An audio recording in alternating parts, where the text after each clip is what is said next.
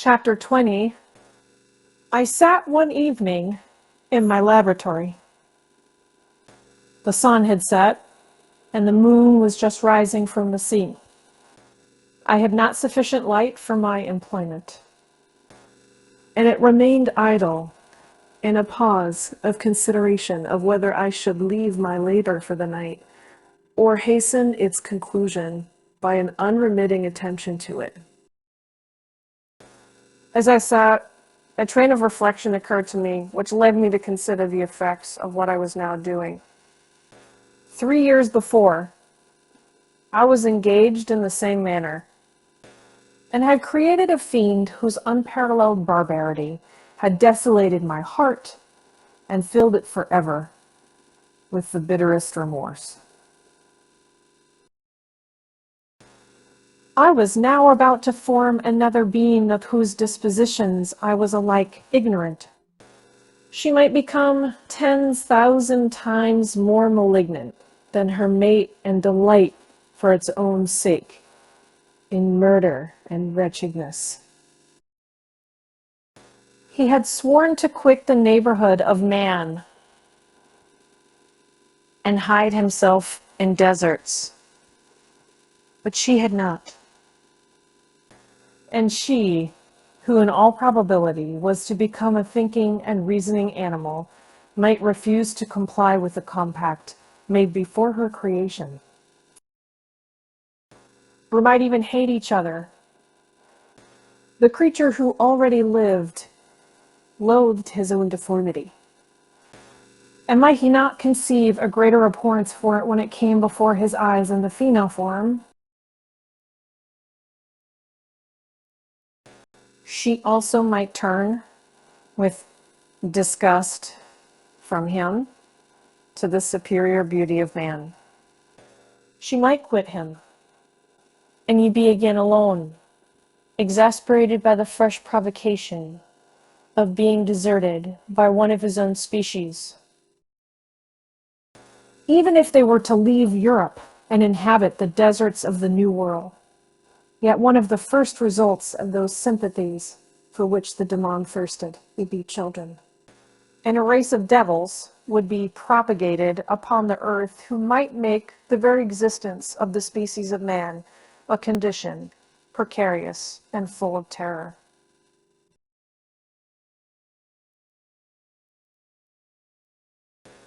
Had I right, for my own benefit, to inflict this curse upon everlasting generations? I have before been moved by the sophisms of the being I had created. I had been struck senseless by his fiendish threats. But now, for the first time, the wickedness of my promise burst upon me. I shuddered to think that future ages might curse me as their pest, whose selfishness had not hesitated to buy its own peace at the price, perhaps, of the existence of the whole human race. I trembled, and my heart failed within me. When on looking up, I saw by the light of the moon the daemon at the casement.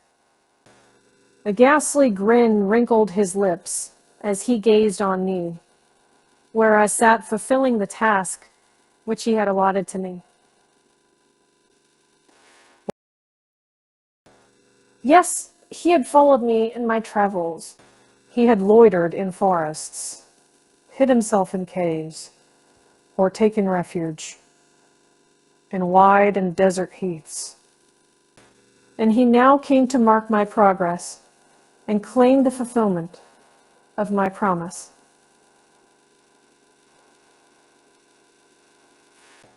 As I looked on him, his countenance expressed the utmost extent of malice and treachery.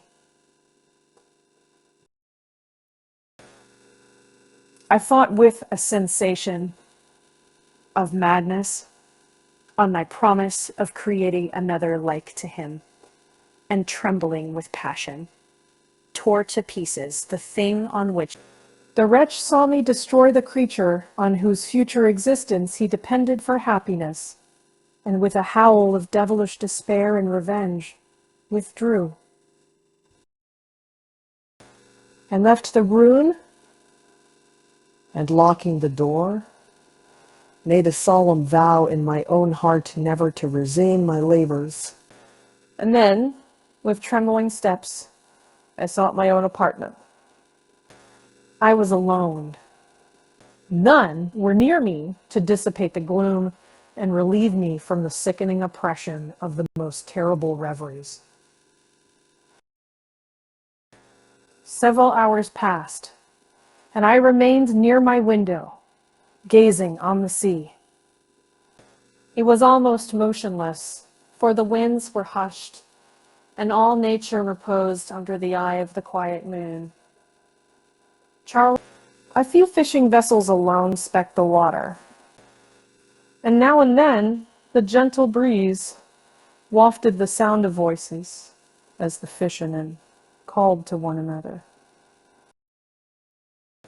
I felt the silence, although I was hardly conscious of its extreme profundity, until my ear was suddenly arrested by the paddling of oars near the shore, and a person landed close to my house. In a few minutes after, I heard the creaking of my door, as if someone endeavored to open it softly. I trembled from head to foot. I felt a presentiment of who it was and wished to rouse one of the peasants who dwelt in a cottage not far from mine. But I was overcome by the sensation of helplessness, so often felt in frightful dreams, when you in vain endeavor to fly from an impending danger, and was rooted to the spot.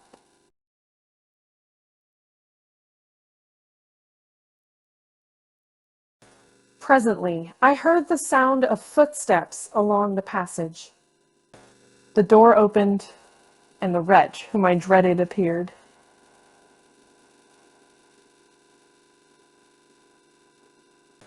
Shutting the door, he approached me and said in a smothered voice, "You have destroyed the work which you began. What is it that you intend? Do you dare to break your promise?"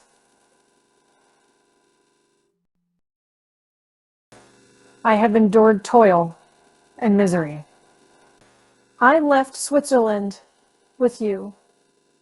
I crept along the shores of the Rhine, among its willow islands, and over the summits of its hills. I have dwelt many months in the heats of England and among the deserts of Scotland. I have endured incalculable fatigue, and cold and hunger. Do you dare destroy my hopes? Be gone!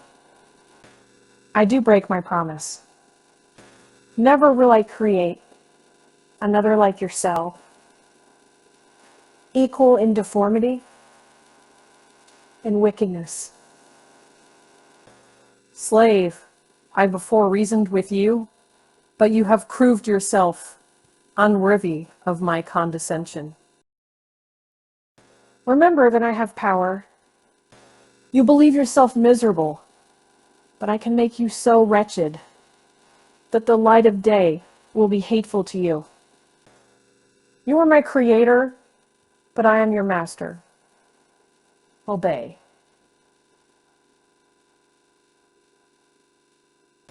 "The hour of my irresolution is past, and the period in your power is arrived. Your threats cannot move me to do an act of wickedness, but they confirm me in a determination of not creating you a companion in vice. Shall I, in cool blood, set loose upon the earth a demon whose delight is in death and wretchedness? Begone. I am firm, and your words will only exasperate my rage." The monster saw my determination in my face and gnashed his teeth in the impotence of anger. "Shall each man," cried he, find a wife for his bosom, and each beast have his mate, and I be alone. I had feelings of affection, and they were requited by detestation and scorn. Man, you may hate, but beware. Your hours will pass in dread and misery, and soon the bolt will fall, which must ravish from you your happiness forever. Are you to be happy while I grovel in the intensity of my wretchedness? You can blast my other passions, but revenge remains. Revenge henceforth dearer than light or food. I may die. The first you, my tyrant and tormentor, shall curse the sun that gazes on your misery. Beware, for I am fearless and therefore powerful. I will watch with the wiliness of a snake, that I may sting with its venom. And you shall repent of the injuries you inflict. Devil, cease, and do not poison the air with these sounds of malice. I have declared my resolution to you, and I am no coward to bend beneath words. Leave me. I am inexorable. It is, well, I go, but remember, I shall be with you on your wedding night. I started forward and exclaimed, Villain, before you sign my death warrant, be sure that you are yourself safe. I would have seized him, but he eluded me and quitted the house with precipitation. In a few moments, I saw him in his boat, which shot across the waters with an arrowy swiftness, and was soon lost amidst the waves. All was again silent, but his words rang in my ears. I burned with rage to pursue the murderer of my peace and precipitate him into the ocean. I walked up and down my room, hastily, imperturbed, while my imagination conjured up 1,000 images to torment and sting me. Why had I not followed home and closed with him in mortal strife? But I had suffered him to depart, and he had directed his course towards the mainland. I shuddered to think who might be the next victim sacrificed to his insatiate revenge. And then I thought again of his words, I will be with you on your wedding night. That then was the period fixed for the fulfillment of my destiny. In that hour, I should die, and at once satisfy and extinguish his malice. The prospect did not move me to fear. Yet when I thought of my beloved Elizabeth, of her tears and endless sorrow, when she should find her lover so barbarously snatched from her, tears, the first I had shed for many months, streamed from my eyes, and I resolved not to fall before my enemy without a bitter struggle. The night passed away, and the sun rose from the ocean. My feelings became calmer, if it may be called calmness, and the violence of rage sinks into the depths of despair. I left the house, the horrid scene of the last night's contention, and walked on the beach of the sea, which I almost regarded as an insuperable barrier between me and my fellow creatures. Nay, a wish that such should prove the fact stole across me. I desired that I might pass my life on that barren rock. Warily, it is true, but uninterrupted by any sudden shock of misery. If I returned, it was to be sacrificed, or to see those whom I most loved die under the grasp of the daemon, whom I had myself created. I walked about the aisle like a restless specter, separated from all it loved and miserable in the separation. When it became noon and the sun rose higher, I lay down on the grass and was overpowered by a deep sleep. I had been awake the whole of the preceding night.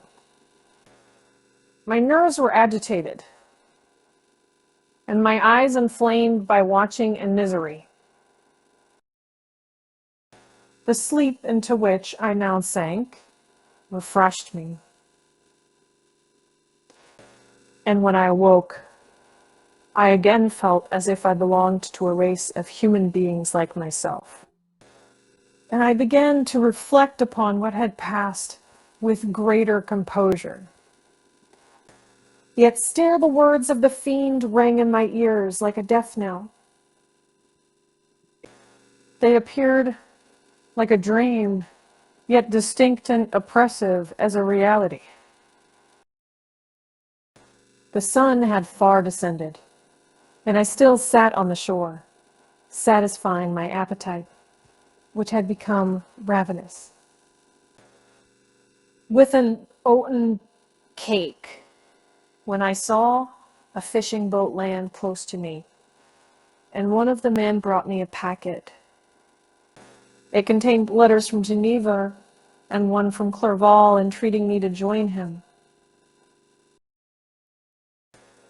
He said that he was wearing away his time fruitlessly where he was, that letters from the friends he had formed in London desired his return to complete the negotiation they had entered into for his Indian enterprise.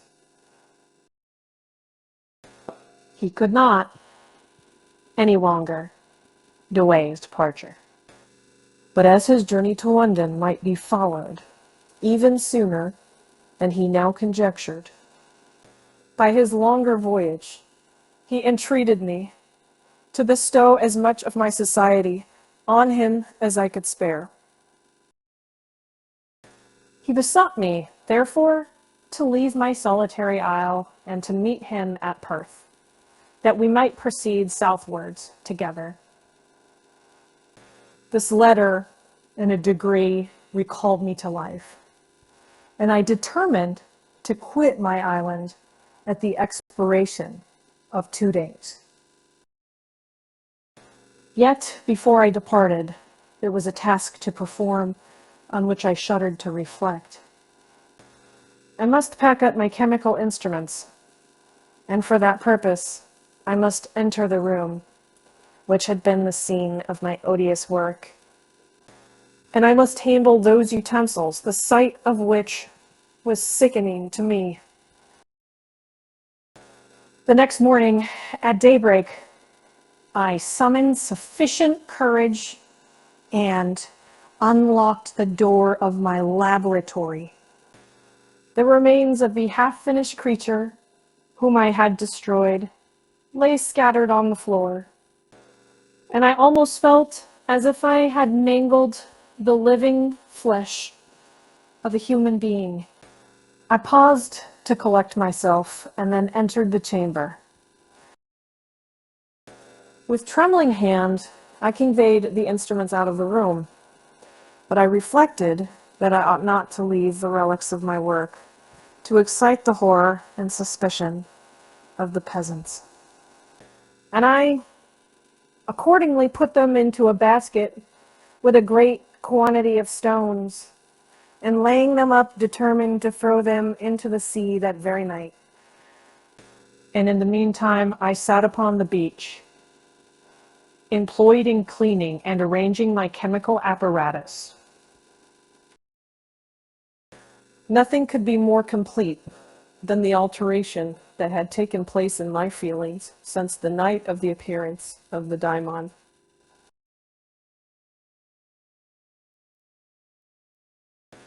I have before regarded my promise with a gloomy despair, as a thing that, with whatever consequences, must be fulfilled.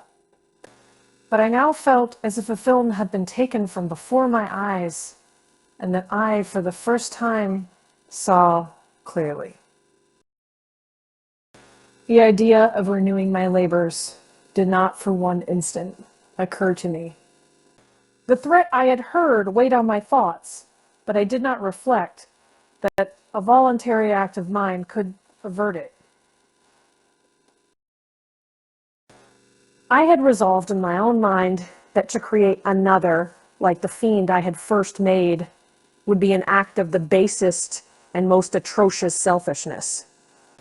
And I banished from my mind every thought that could lead to a different conclusion. Between 2 and 3 in the morning, the moon rose. And I then, putting my basket aboard a little skiff, sailed out about 4 miles from the shore. The scene was perfectly solitary. A few boats were returning towards land, but I sailed away from them. I felt as if I was about the commission of a dreadful crime, and avoided with shuddering anxiety any encounter with my fellow creatures. At one time, the moon, which had before been clear, was suddenly overspread by a thick cloud, and I took advantage of the moment of darkness and cast my basket into the sea. I listened to the gurgling sound as it sank, and then sailed away from the spot. The sky became clouded, but the air was pure, although chilled by the northeast breeze that was then rising. But it refreshed me and filled me with such agreeable sensations that I resolved to prolong my stay on the water, and fixing the rudder in a direct position, stretched myself at the bottom of the boat. Clouds hid the moon, everything was obscure, and I heard only the sound of the boat as its keel cut through the waves. The murmur lulled me, and in a short time I slept soundly. I do not know how long I remained in this situation, but when I awoke, I found that the sun had already mounted considerably. The wind was high, and the waves continually threatened the safety of my little skiff. I found that the wind was northeast, and must have driven me far from the coast from which I had embarked. I endeavored to change my course, but quickly found that if I again made the attempt, the boat would be instantly filled with water. Less situated, my only resource was to drive before the wind. I confess that I felt a few sensations of terror. I had no compass with me, and was so slenderly acquainted with the geography of this part of the world that the sun was of little benefit to me. I might be driven into the wide Atlantic and feel all the tortures of starvation, or be swallowed up in the immeasurable waters that roared and buffeted around me. I had already been out many hours, and felt the torment of a burning thirst, a prelude to my other sufferings. I looked on the heavens, which were covered by clouds that flew before the wind, only to be replaced by others. I looked upon the sea. It was to be my grave. Fiend, I explained, Your task is already fulfilled. I thought of Elizabeth, of my father, and of Clerval, all left behind, on whom the monster might satisfy his sanguinary and merciless passions. This idea plunged me into a reverie so despairing and frightful that even now, when this scene is on the point of closing before me forever, I shudder to reflect on it. Some hours passed thus, but by degrees, as the sun declined towards the horizon, the wind died away into a gentle breeze, and the sea became free from breakers. But these gave place to a heavy swell. I felt sick and hardly able to hold the rudder, when suddenly I saw a line of high land towards the south. Almost spent as I was by fatigue and the dreadful suspense I endured for several hours, this sudden certainty of life rushed like a flood of warm joy to my heart, and tears gushed from my eyes. How mutable are our feelings, and how strange is that clinging love we have of life, even in the excess of misery. I constructed another sail with a part of my dress and eagerly steered my course towards the land. It had a wild and rocky appearance, but as I approached nearer, I easily perceived the traces of cultivation. I saw vessels near the shore and found myself suddenly transported back to the neighborhood of civilized man. I carefully traced the windings of the land and hailed a steeple, which I at length saw issuing from behind a small promontory.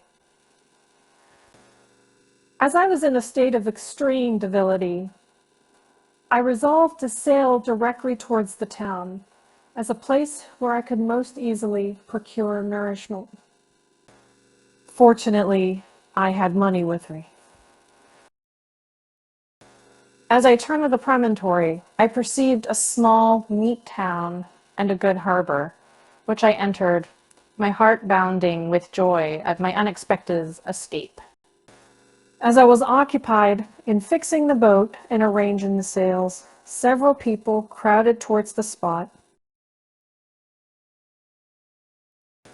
and they seemed much surprised at my appearance. But instead of offering me any assistance, whispered together with gestures that at any other time might have produced in me a slight sensation of alarm. As it was, I merely remarked that they spoke English, and I therefore addressed them in that language. "My good friends," said I, "will you be so kind as to tell me the name of this town and inform me where I am?" "You will know that soon enough," replied a man with a hoarse voice. "Maybe you are come to a place that will not prove much to your taste, but you will not be consulted as to your quarters, I promise you." I was exceedingly surprised on receiving so rude an answer from a stranger, and I was also disconcerted on perceiving the frowning and angry countenances of his companions. "Why do you answer me so roughly?" I replied. "Surely it is not the custom of Englishmen to receive strangers so inhospitably." "I do not know," said the man, "what the custom of the English may be, but it is the custom of the Irish to hate villains." While this strange dialogue continued, I perceived the crowd rapidly increase.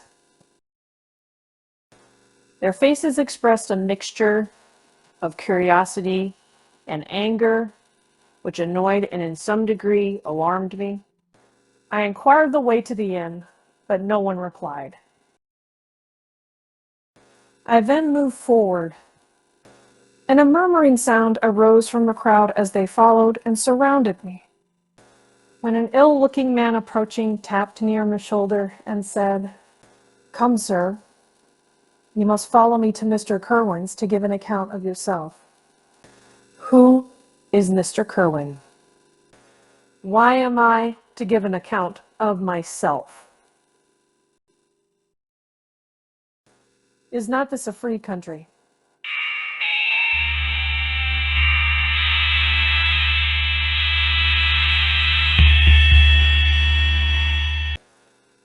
Aye, sir.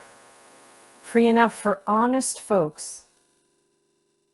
This Mr. Kerwin is a magistrate, and you are to give an account of the death of a gentleman who was found murdered here last night. This answer startled me, but I presently recovered myself. I was innocent. That could easily be proved. Accordingly, I followed my conductor in silence and was led to one of the best houses in the town. I was ready to sink from fatigue and hunger, but being surrounded by a crowd, I thought it was politic to rouse all my strength. That no physical debility might be construed into apprehension or conscious guilt. Little did I then expect the calamity that was in a few moments to overwhelm me and extinguish in horror and despair all fear of ignominy or death. I must pause here, for it requires all my fortitude to recall the memory of the frightful events which I am about to relate. In proper detail to my recollection. Chapter 21. I was soon introduced into the presence of the magistrate, an old benevolent man with calm and mild manners. He looked upon me, however, with some degree of severity, and then, turning towards my conductors, he asked who appeared as witnesses on this occasion. About half a dozen men came forward, and one being selected by the magistrate, he deposed that he had been out fishing the night before with his son and brother-in-law, Daniel Nugent, when, about 10 o'clock, they observed a strong northerly blast rising, and they accordingly put in for port. It was a very dark night, as the moon had not yet risen. They did not land at the harbor, but as they had been accustomed, at a creek about 2 miles below, he walked on first, carrying a part of the fishing tackle, and his companions followed him at some distance. As he was proceeding along the sands, he struck his foot against something and fell at his length on the ground. His companions came up to assist him, and by the light of their lantern, they found that he had fallen on the body of a man who was to all appearance dead. Their first supposition was that it was the corpse of some person who had been drowned and was thrown on shore by the waves. But on examination, they found that the clothes were not wet, and even that the body was not then cold.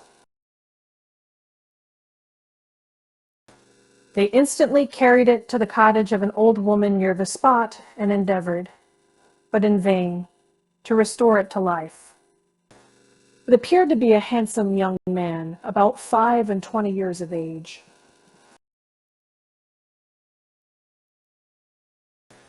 He had apparently been strangled, for there was no sign of any violence, except the black mark of fingers on his neck. The first part of this deposition did not, in the least interest me, but when the mark of the fingers was mentioned, I remembered the murder of my brother and felt myself extremely agitated. My limbs trembled, and a mist came over my eyes, which obliged me to lean on a chair for support.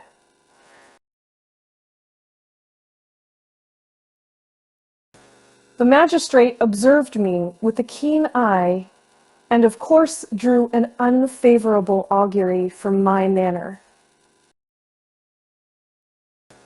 The son confirmed his father's account, but when Daniel Nugent was called, he swore positively that just before the fall of his companion, he saw a boat with a single man in it at a short distance from the shore, and as far as he could judge by the light of a few stars, it was the same boat in which I had just landed.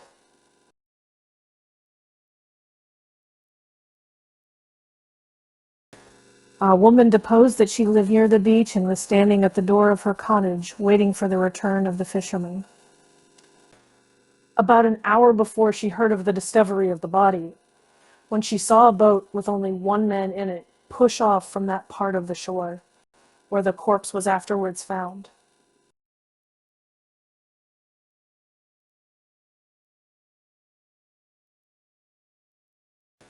Another woman confirmed the account of the fisherman having brought the body into her house. It was not cold. They put it into a bed and rubbed it. And Daniel went to the town for an apothecary, but life was quite gone. Several other men were examined concerning my landing, and they agreed that with the strong north wind that had arisen during the night, it was very probable that I had beaten about for many hours and had been obliged to return nearly to the same spot from which I had departed. Besides, they observed that it appeared that I had brought the body from another place, and it was likely that as I did not appear to know the shore, I might have put into the harbor ignorant of the distance of the town from the place where I had deposited the corpse. Mr. Curwen, on hearing this evidence, desired that I should be taken into the room where the body lay for interment, that it might be observed what effect the sight of it would produce upon me. This idea was probably suggested by the extreme agitation I had exhibited when the mode of the murder had been described. I was accordingly conducted by the magistrate and several other persons to the inn.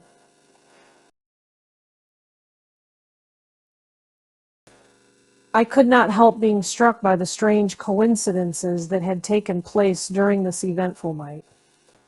But,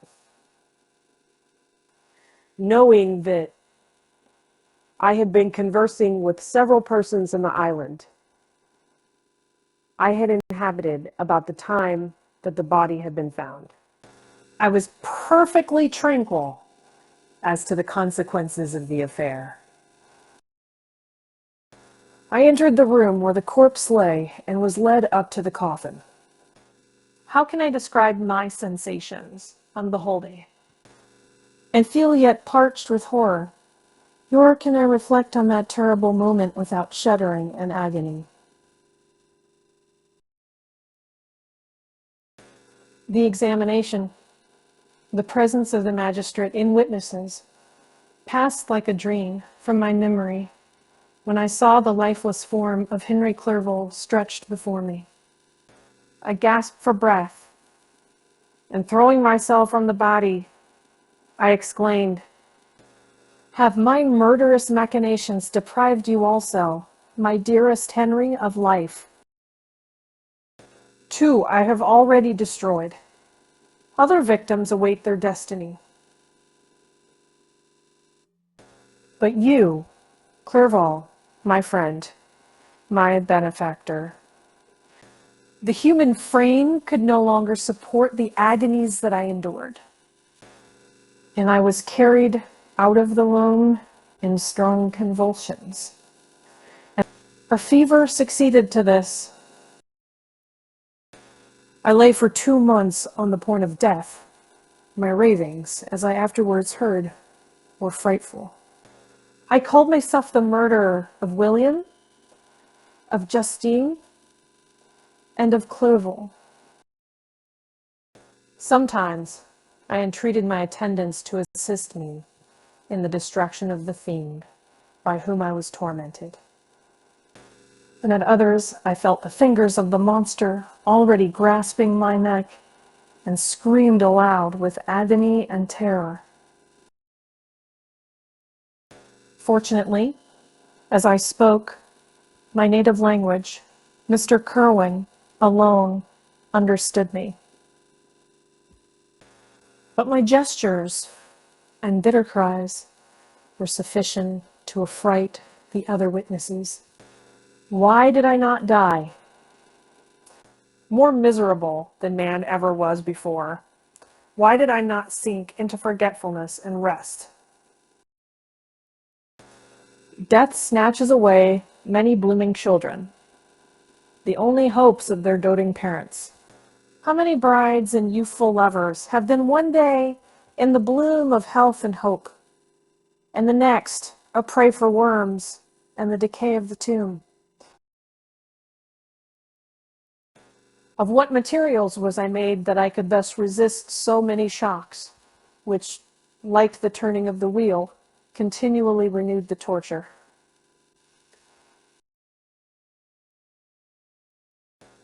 But I was doomed to live, and in 2 months found myself as awaking from a dream. In a prison, stretched on a wretched bed, surrounded by gaolers, turnkeys, bolts, and all the miserable apparatus of a dungeon. It was morning, I remember, when I thus awoke to understanding. I had forgotten the particulars of what had happened and only felt as if some great misfortune had suddenly overwhelmed me. But when I looked around and saw the barred windows and the squalidness of the room in which I was, all flashed across my memory, and I groaned bitterly. This sound disturbed an old woman who was sleeping in a chair beside me.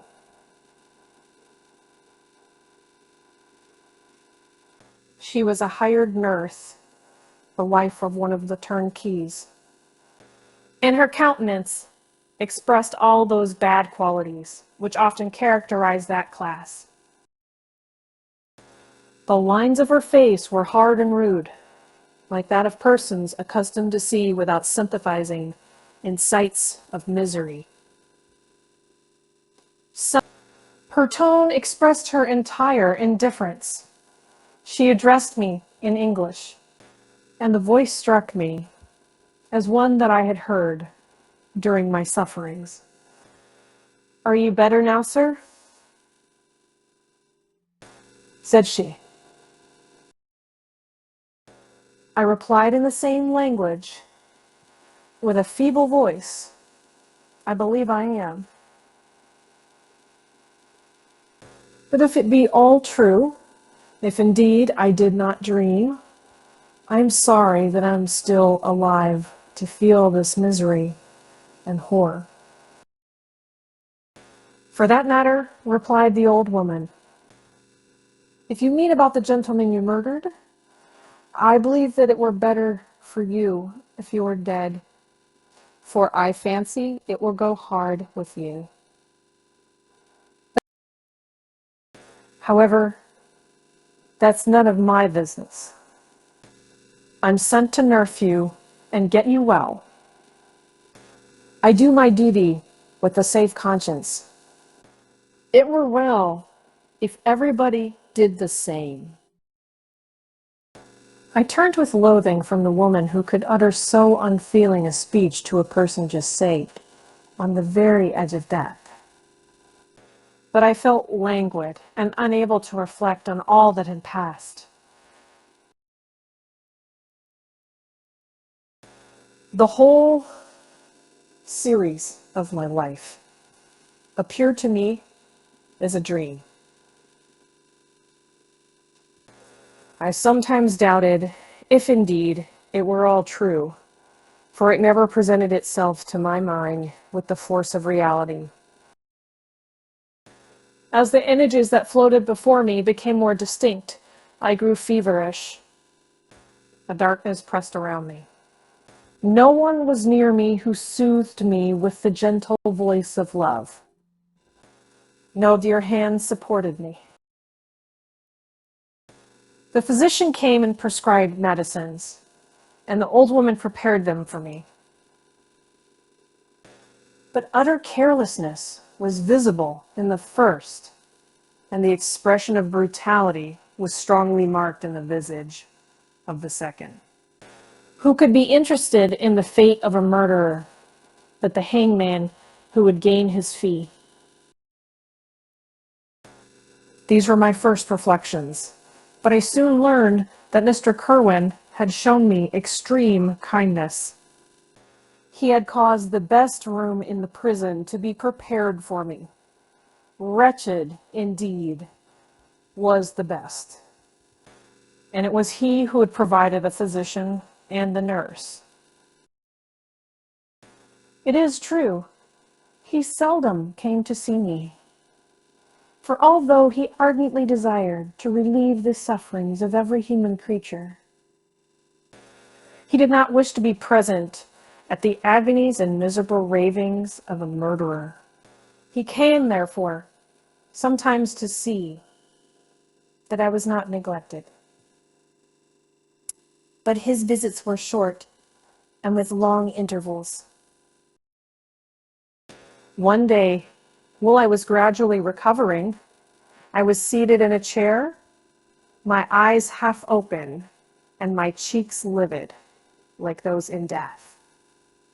I was overcome by gloom and misery, and often reflected, I had better seek death than desire to remain in a world which to me was replete with wretchedness. At one time, I considered whether I should not declare myself guilty and suffer the penalty of the law, less innocent than poor Justine had been. Such were my thoughts when the door of my apartment was opened and Mr. Kerwin entered. His countenance expressed sympathy and compassion. He drew a chair close to mine and addressed me in French. I fear that this place is very shocking to you. Can I do anything to make you more comfortable? I thank you, but all that you mention is nothing to me.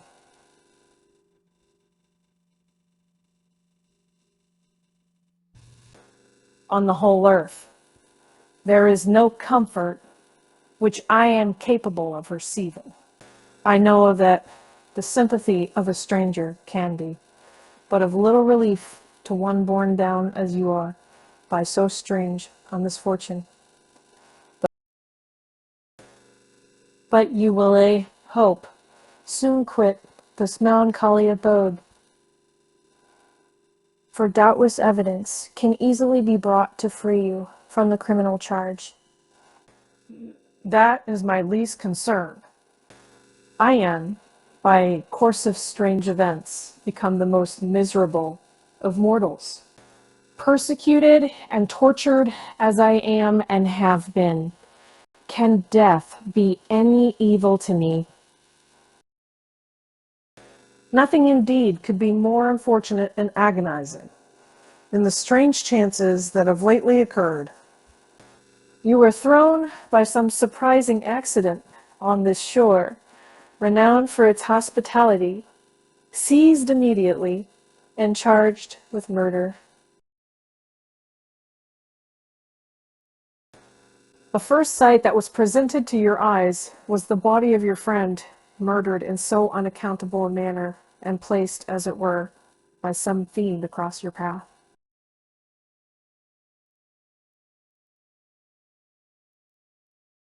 As Mr. Kerwin said this, notwithstanding the agitation I endured on this retrospect of my sufferings, I also felt considerable surprise at the knowledge he seemed to possess concerning me.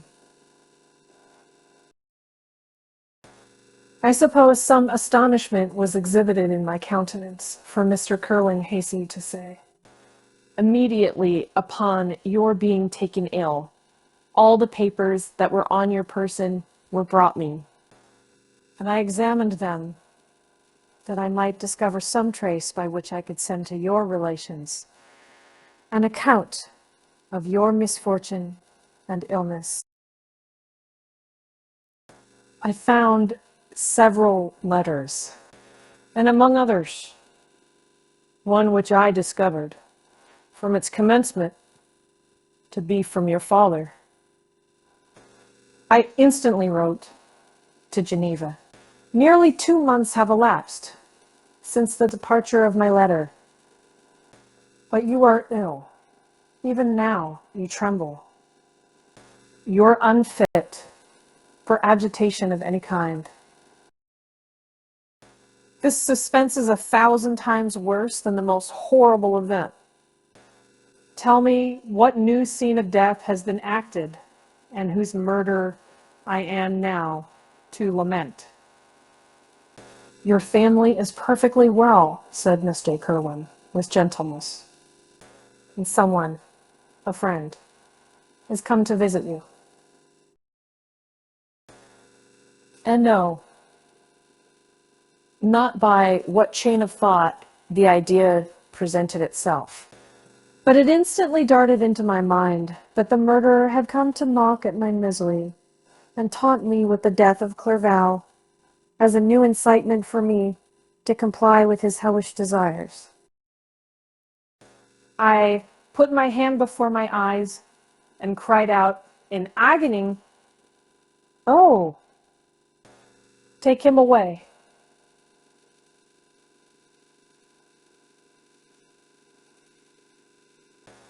I cannot see him. For God's sake, do not let him enter." Mr. Kerwin regarded me with a troubled countenance.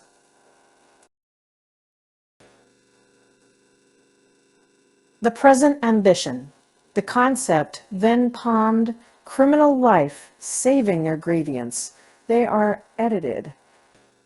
Should have thought, young man, that the presence of your father would have been welcome, instead of inspiring such violent repugnance. "My father," cried I, allow every feature and every muscle was relaxed from anguish to pleasure. "Is my father indeed come? How kind, how very kind. But where is he? Why does he not hasten to me?" My change of manner surprised and pleased the magistrate. Perhaps he thought that my former exclamation was a momentary return of delirium, and now he instantly resumed his former benevolence. He rose and quitted the room with my nurse, and in a moment my father entered it. Nothing, at this moment, could have given me greater pleasure than the arrival of my father. I stretched out my hand to him and cried, "Are you then safe, and Elizabeth and Ernest?" Their father calmed me with assurances of their welfare, and endeavored, by dwelling on these subjects so interesting to my heart, to raise my desponding spirits. But he soon felt that a prison cannot be the abode of cheerfulness.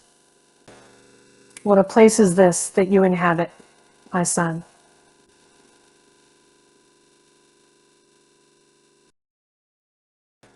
said he, looking mournfully at the barred windows and wretched appearance of the room.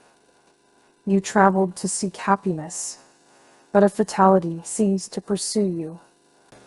And poor Clerval, the name of my unfortunate and murdered friend, was an agitation too great to be endured in my weak state.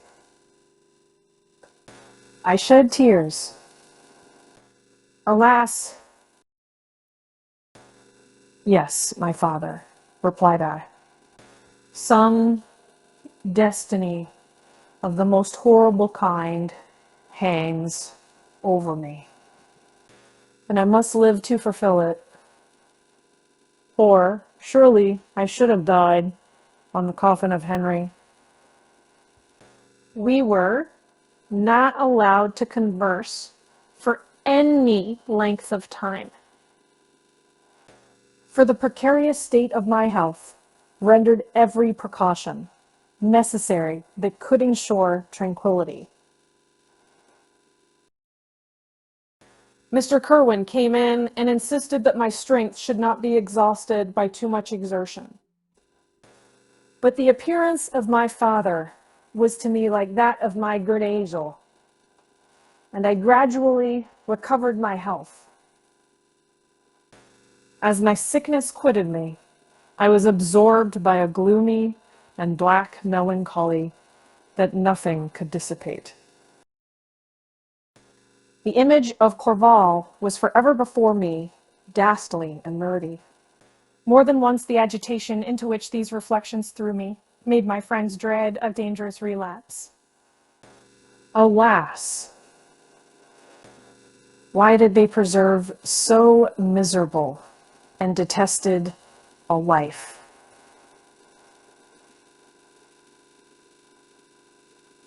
It was surely that I might fulfill my destiny,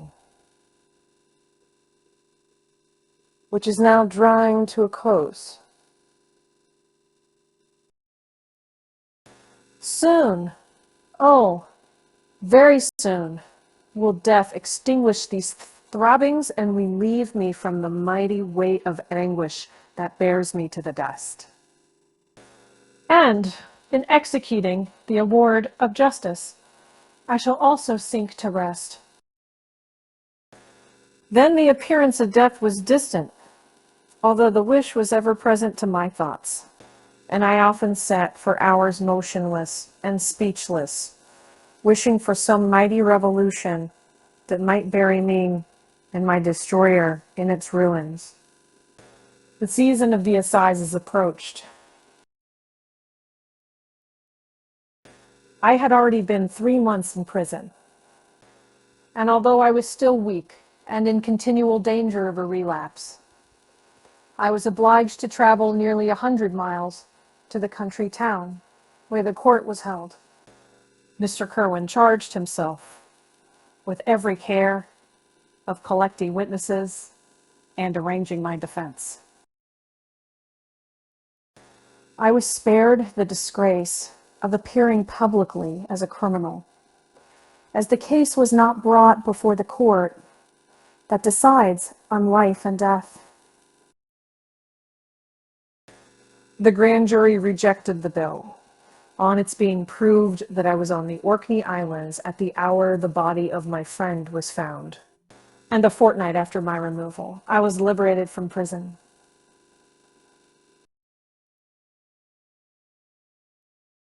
My father was enraptured on finding me freed from the vexations of a criminal charge, that I was again allowed to breathe the fresh atmosphere and permitted to return to my native country.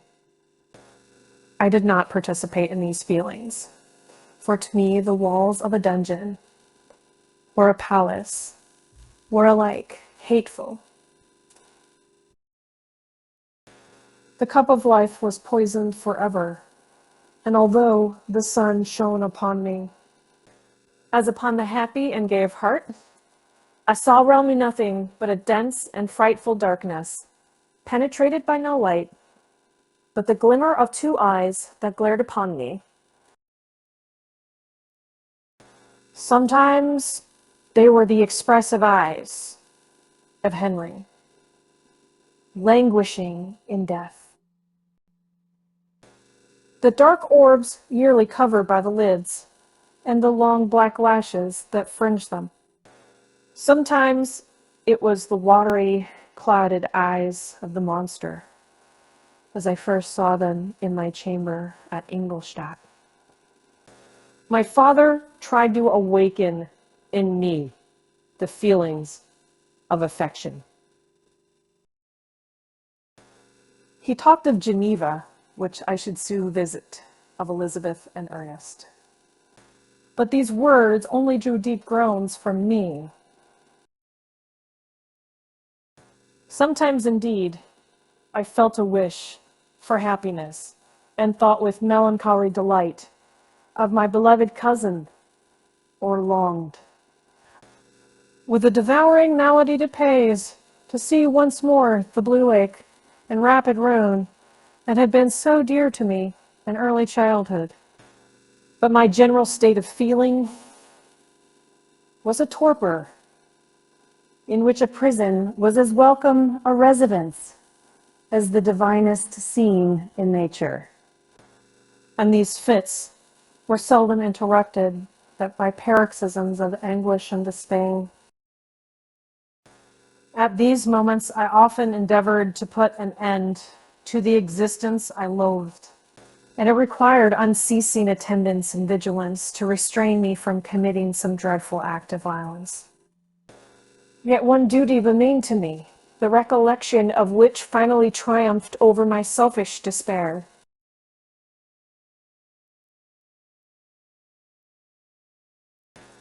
It was necessary that I should return, without delay, to Geneva, there to watch over the lives of those I so fondly loved, and to lie in wait for the murderer. But if any chance led me to the place of his concealment, or if he dared again to bless me by his presence, I might, with unfailing aim, put an end to the existence of the monstrous image, which I had endued with the mockery of a soul still more monstrous. My father still desired to delay our departure, fearful that I could not sustain the fatigues of a journey, for I was a shattered wreck, the shadow of a human being. My strength was gone. I was a mere skeleton, and fever night and day preyed upon my wasted frame. Still, as I urged our leaving Ireland with such inquietude and impatience, my father thought it best to yield. We took our passage on board a vessel bound for Havre de Grace, and sailed with a fair wind from the Irish shores. It was midnight. I lay on the deck, looking at the stars and listening to the dashing of the waves. I hailed the darkness that shut Ireland from my sight, and my pulse beat with a feverish joy when I reflected that I should soon see Geneva. The past appeared to me in the light of a frightful dream. Yet the vessel in which I was, the wind that blew me from the detested shore of Ireland, and the sea which surrounded me, told me too forcibly that I was deceived by no vision, and that Clerval, my friend and dearest companion, had fallen a victim to me and the monster of my creation. I repassed, in my memory, my whole life. My quiet happiness while residing with my family in Geneva, the death of my mother, and my departure for Ingolstadt. I remembered, shuddering, the mad enthusiasm that hurried me on to the creation of my hideous enemy. And I called to mind the night in which he first lived. I was unable to pursue the train of thought. 1,000 feelings pressed upon me, and I wept bitterly. Ever since my recovery from the fever, I had been in the custom of taking every night a small quantity of laudanum. For it was by means of this drug only that I was enabled to gain the rest necessary for the preservation of life. Oppressed by the recollection of my various misfortunes, I now swallowed double my usual quantity and soon slept profoundly. But sleep did not afford me respite from thought and misery. My dreams presented 1,000 objects that scared me.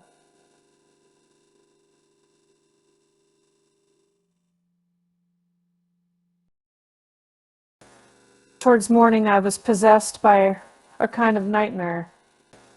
I felt the fiend's grasp in my neck and could not free myself from it. Groans and cries rang in my ears.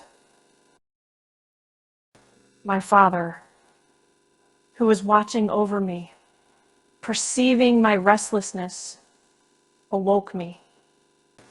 The dashing waves were around. The cloudy sky above, the fiend was not here. A sense of security, a feeling that a truce was established between the present hour and the irresistible. Disastrous future imparted to me a kind of calm forgetfulness, of which the human mind is, by its structure, peculiarly susceptible. Chapter 22. The voyage came to an end. We landed and proceeded to Paris. I soon found that I had overtaxed my strength, and that I must repose before I could continue my journey. My father's care and attentions were indefatigable, but he did not know the origin of my sufferings, and sought erroneous methods to remedy the incurable ill. He wished me to seek amusement in society. I abhorred the face of man. Oh, not abhorred. They were my brethren, my fellow beings, and I felt attracted even to the most repulsive among them. As to creatures of an angelic nature and celestial mechanism, but I felt that I had no right to share their intercourse. I had unchained an enemy among them, whose joy it was to shed their blood and to revel in their groans. How they would, each and all, abhor me and hunt me from the world. Did they know my unhallowed acts and the crimes which had their source in me? My father yielded at length to my desire to avoid society and strove by various arguments to banish my despair.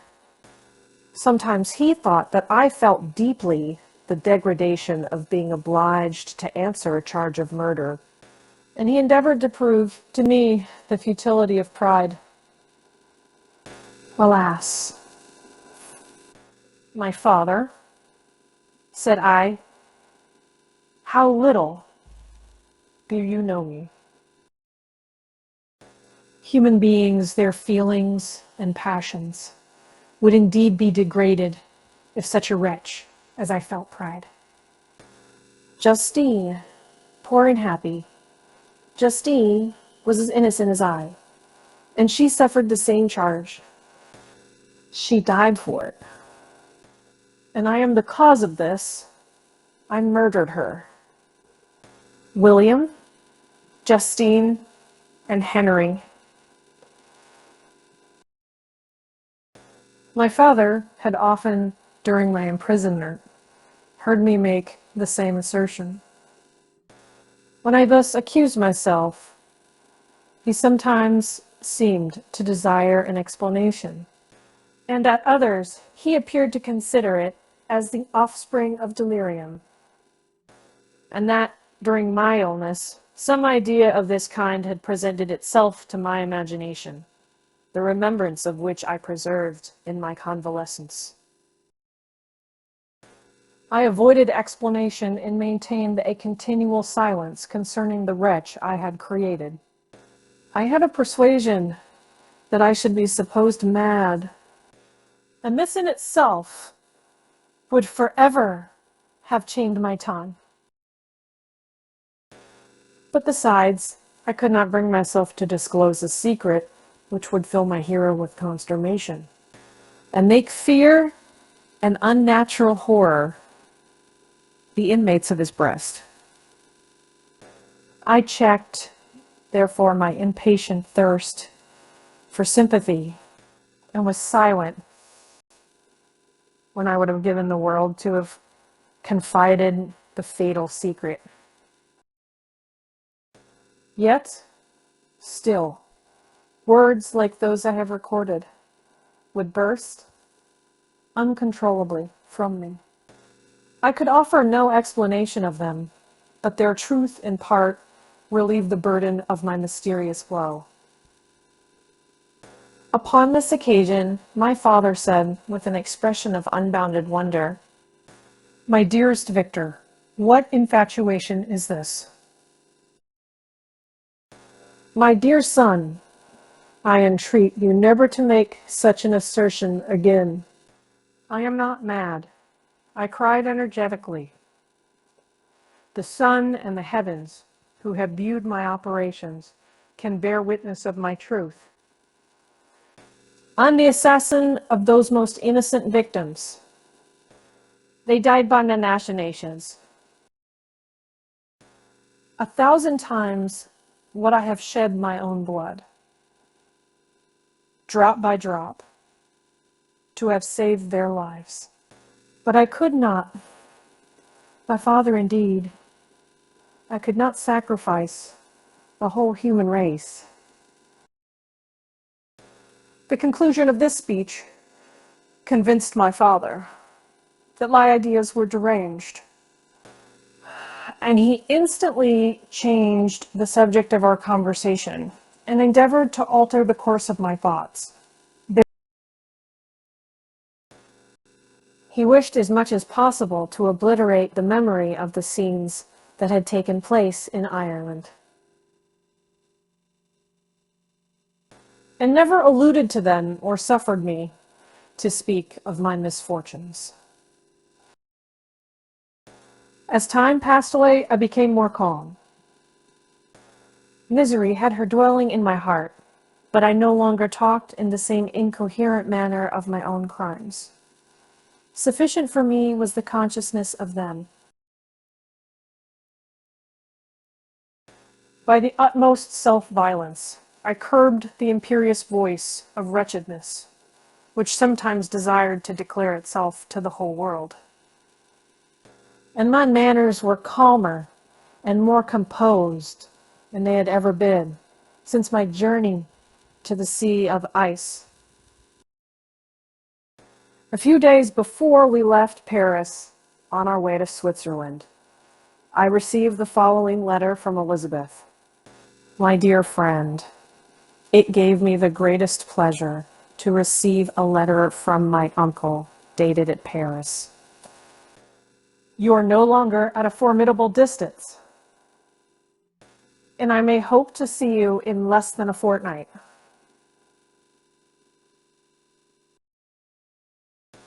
My poor cousin, how much you must have suffered. I expect to see you looking even more ill than when you quitted Geneva. This winter has been passed most miserably, tortured as I have been by anxious suspense. Yet I hope to see peace in your countenance, and to find that your heart is not totally void of comfort and tranquility. Yet, I fear that the same feelings now exist that made you so miserable a year ago, even perhaps augmented by time. I would not disturb you at this period, when so many misfortunes weigh upon you. But a conversation that I had with my uncle previous to his departure renders some explanation necessary before we Explanation! You may possibly say, what can Elizabeth have to explain? And if you really say this, my questions are answered, and all my doubts satisfied. But you are distant from me, and it is possible that you may dread and yet be pleased with this explanation. And in a probability of this being the case, I dare not any longer postpone writing what during your absence. I've often wished to express to you, but have never had the courage to begin. You well know, Victor, that our union had been the favorite plan of your parents, ever since our infancy. We were told this when young, and taught to look forward to it as an event that would certainly take place. We were affectionate playfellows during childhood, and, I believe, dear and valued friends to one another as we grew older. But as brother and sister often entertain a lively affection towards each other without desiring a more intimate union, may not such also be our case? Tell me, dearest Victor, answer me, I conjure you, by our mutual happiness, with simple truth. Do you not love another? You have traveled. You spent several years of your life at Ingolstadt, and I confess to you, my friend, that when I saw you last autumn, so unhappy, flying to solitude from the society of every creature, I could not help supposing that you might regret our connection and believe yourself bound in honor to fulfill the wishes of your parents, although they oppose themselves to your inclinations. But this is false reasoning. I confess to you, my friend, that I love you, and that in my airy dreams of futurity, you have been my constant friend and companion. But it is your happiness I desire, as well as my own when I declare to you that our marriage would render me eternally miserable, unless it were the dictate of your own free choice. Even now I weep to think that, borne down as you are by the cruelest misfortunes, you may stifle by the word honor all hope of that love and happiness which would alone restore you to yourself. I, who have so disinterested an affection for you, may increase your miseries tenfold by being an obstacle to your wishes. Ah! Victor, be assured that your cousin and playmate has too sincere a love for you not to be made miserable by this supposition. Be happy, my friend. And if you obey me in this one request, remain satisfied that nothing on earth will have the power to interrupt my tranquility. Do not let this letter disturb you. Do not answer tomorrow or the next day, or even until you come, if it will give you pain. My uncle will send me news of your health, and if I see but one smile on your lips when we meet, occasioned by this or any other exertion of mine, I shall need no other happiness. Elizabeth Lamenza. Geneva, May 18th. This letter revived in my memory what I had before forgotten, the threat of the fiend. I will be with you on your wedding night. Such was my sentence. And on that night, would the Daimon employ every art to destroy me and tear me from the glimpse of happiness, which promised partly to console my sufferings. On that night he had determined to consummate his crimes by my death. Well, be it so. A deadly struggle would then assuredly take place, in which, if he were victorious, I should be at peace. And his power over me be at an end. If he were vanquished, I should be a free man. Alas, what freedom? Such as the peasant enjoys when his family have been massacred before his eyes, his cottage burnt, his lands laid waste, and he is turned adrift, homeless, penniless, and alone, but free.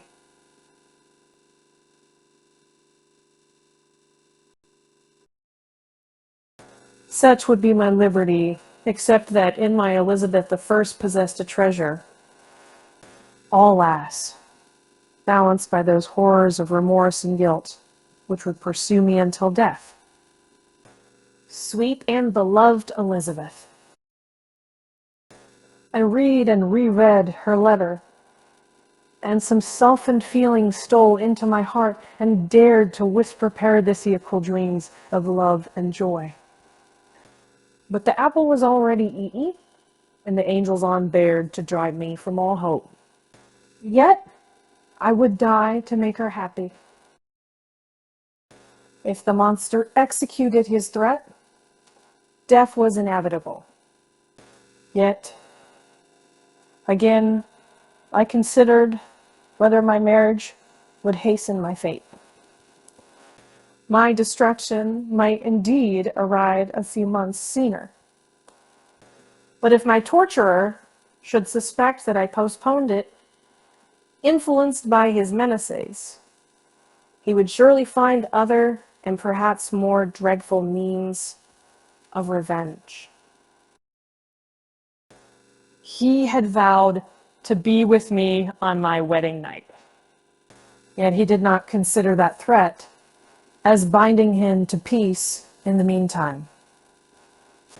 For as if to show me that he was not yet satiated with blood, he had murdered Clerval immediately after the enunciation of his threats. I resolved, therefore, that if my immediate union with my cousin would conduce either to hers or my father's happiness, my adversaries' designs against my life should not retard it a single hour. In this state of mind, I wrote to Elizabeth. My letter was almost calm and affectionate. I fear, my beloved girl, said little happiness remains for us on earth. Yet all that I may one day enjoy is centered in you. Chase away your idle fears. To you alone do I consecrate my life and my endeavors for contentment. I have one secret, Elizabeth, a dreadful one. When revealed to you, it will chill your frame with horror. Amen.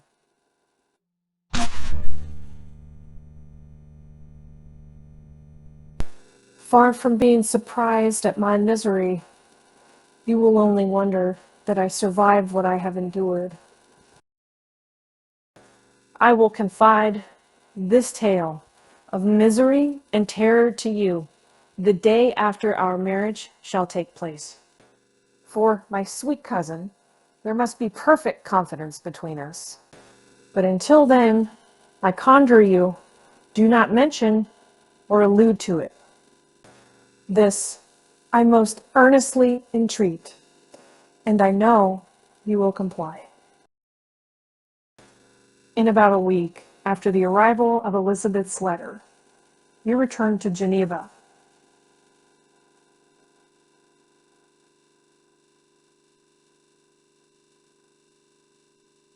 The sweet girl welcomed me with warm affection. Yet, tears were in her eyes as she beheld my emaciated frame and feverish cheeks. I saw a change in her also. She was thinner and had lost much of that heavenly vivacity that had before charmed me.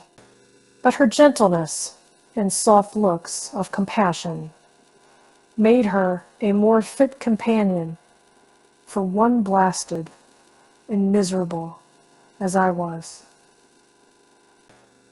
But tranquility, which I now enjoyed, did not endure. Memory brought madness with it. And when I thought of what had passed, a real insanity possessed me. Sometimes I was furious and burnt with rage, sometimes low and despondent. I neither spoke nor looked at anyone, but sat motionless, bewildered by the multitude of miseries that overcame me.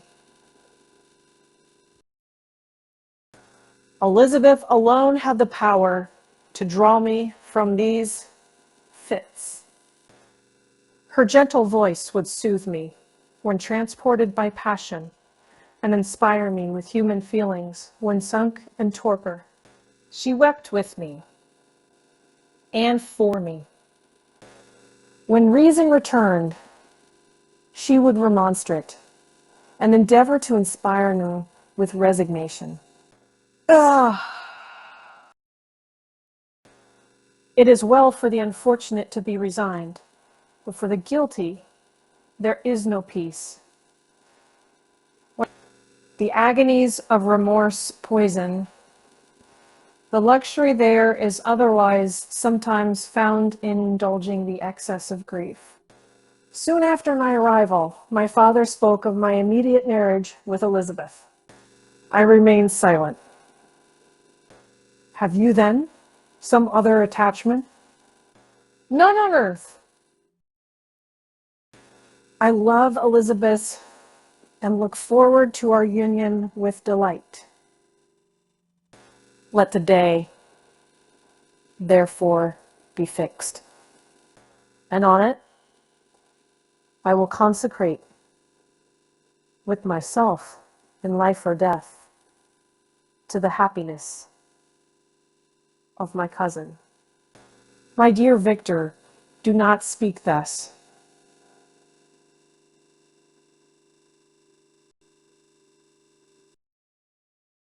Heavy misfortunes have befallen us, but let us only cling closer to what remains and transfer our love for those who we have lost to those who yet live.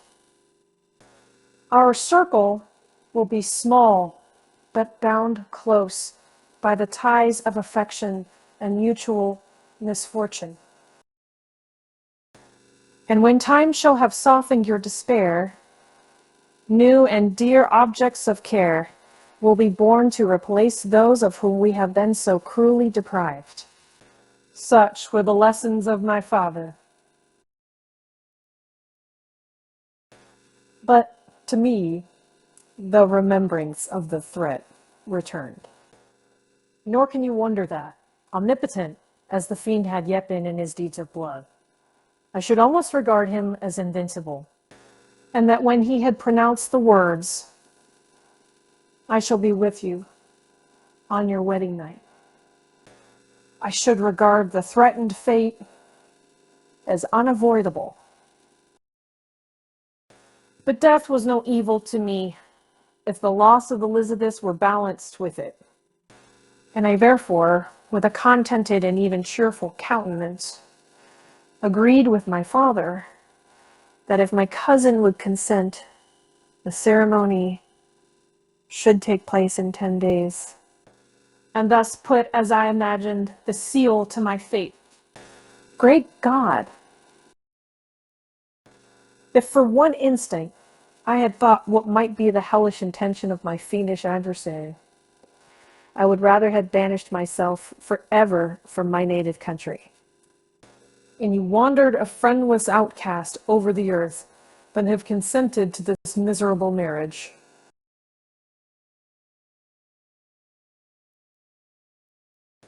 But, as if possessed of magic powers, the master had blinded me to his real intentions.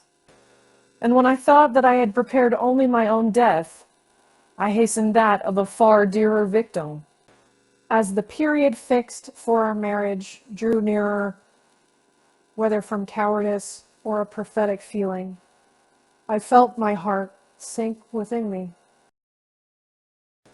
But I concealed my feelings by an appearance of hilarity, but brought smiles and joy to the countenance of my father, but hardly deceived the ever watchful and nicer eye of Elizabeth. She looked forward to our union with placid contentment, not unmingled with a little fear, which past misfortunes had impressed. That what now appeared certain and tangible happiness might soon dissipate into an airy dream and leave no trace but deep and everlasting regret. Preparations were made for the event. Congratulatory visits were received, and all wore a smiling appearance. I shut up, as well as I could, in my own heart, the anxiety that preyed there and entered with seeming earnestness into the plans of my father, although they might only serve as the decorations of my tragedy. Through my father's exertions, a part of the inheritance of Elizabeth had been restored to her by the Austrian government. A small possession on the shores of Como belonged to her.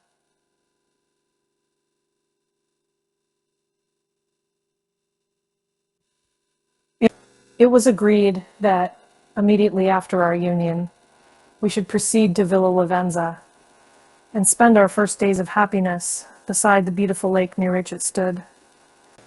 In the meantime, I took every precaution to defend my person in case the fiend should openly attack me. I carried pistols and a dagger constantly about me, and was ever on the watch to prevent artifice. And by these means gained a greater degree of tranquility. Indeed, as the period approached, the threat appeared more as a delusion, not to be regarded as worthy to disturb my peace. While the happiness I hoped for in my marriage wore a greater appearance of certainty as the day fixed for its solemnization drew nearer. And I heard it continually spoken of as an occurrence which no accident could possibly prevent. Elizabeth seemed happy. My tranquil demeanor contributed greatly to calm her mind. But on the day that was to fulfill my wishes and my destiny, she was melancholy, and a presentiment of evil pervaded her. And perhaps also she thought of the dreadful secret which I had promised to reveal to her on the following day. My father was in the meantime overjoyed, and in the bustle of preparation, only recognized in the melancholy of his niece the diffidence of a bride. After the ceremony was performed, a large party assembled at my father's. But it was agreed that Elizabeth and I should commence our journey by water, sleeping that night at Evian, and continuing our voyage on the following day. The day was fair, the wind favorable. All smiled on our nuptial embarkation. Those were the last moments of my life, during which I enjoyed the feeling of happiness We passed rapidly along.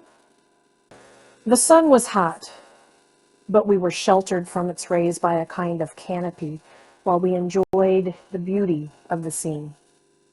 Sometimes on one side of the lake where we saw Montsalève, the pleasant banks of Montalave, and at a distance, surmounting all, the beautiful Mont Blanc and the assemblage of snowy mountains that in vain endeavor to emulate her.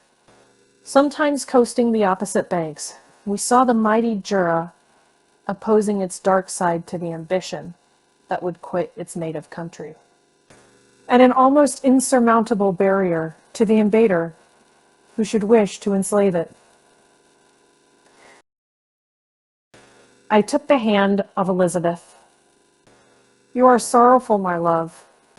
Ah, if you knew what I have suffered and what I may yet endure, you would endeavor to let me taste the quiet and freedom from despair that this one day at least permits me to enjoy."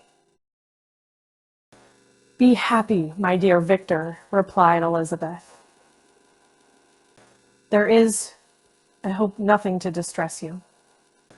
And be assured that if a lively joy is not painted in my face, my heart is contented. Something whispers to me not to depend too much on the prospect that is opened before us, but I will not listen to such a sinister voice. Observe how fast we move along, and how the clouds, which sometimes obscure, and sometimes rise above the dome of Mont Blanc, render this scene of beauty still more interesting. Look also at the innumerable fish that are swimming in the clear waters, where we can distinguish every pebble that lies at the bottom. What a divine day! How happy and serene all nature appears.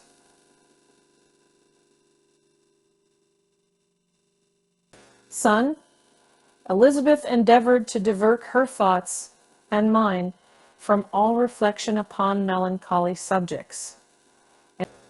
But her temper was fluctuating. Joy for a few instants shone in her eyes, but it continually gave place to distraction and reverie. The sun sank lower in the heavens. We passed the river Drance and observed its path through the chasms of the higher and the glens of the lower hills. The Alps here come closer to the lake, and we approached the amphitheater of mountains which forms its eastern boundary. The spire of Evian shone under the woods that surrounded it, and the range of mountain above mountain by which it was overhung.